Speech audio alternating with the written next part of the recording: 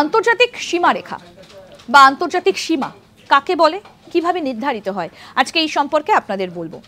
যেমন আপনাদের বলেছিলাম, ভারত এবং পাকিস্তানের মধ্যে একটা আন্তর্জাতিক সীমা রয়েছে, ভারত চীনের মধ্যে একটা আন্তর্জাতিক সীমা রয়েছে, মানে প্রত্যেকটা দেশের সঙ্গে সে অন্য একটা দেশের বা প্রতিবেশী দেশই বলা যেতে পারে একটা আন্তর্জাতিক সীমা থাকে, যে কতটা জায়গা কোন দেশের পড়ছে। তো এই আন্তর্জাতিক সীমা কিভাবে নির্ধারিত হয় সেই বিষয়ে আজকে আপনাদেরকে বলবো।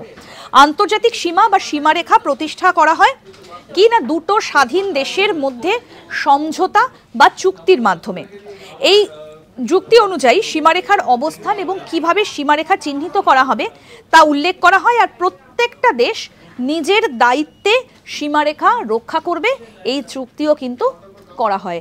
যেমন একটা যদি সীমারেখার কথা উল্লেখ করি, যে ভারত এবং পাকিস্তানের মধ্যে যে সীমারেখা রয়েছে তাকে আমরা বলি এলওসি, অর্থাৎ লাইন অফ কন্ট্রোল। ভারত এবং চীনের মধ্যে যে আন্তর্জাতিক সীমা রয়েছে তাকে বলা হয় LAC, line of actual control. এরকম প্রত্যেকটা দেশের মধ্যেই কিন্তু কোনো না কোনো সীমারেখা থাকে। এরকম আরও অনেক অজানা আপডেট পেতে দেখতে থাকুন আজ তাক বাংলার ইউটিউব চ্যানেল।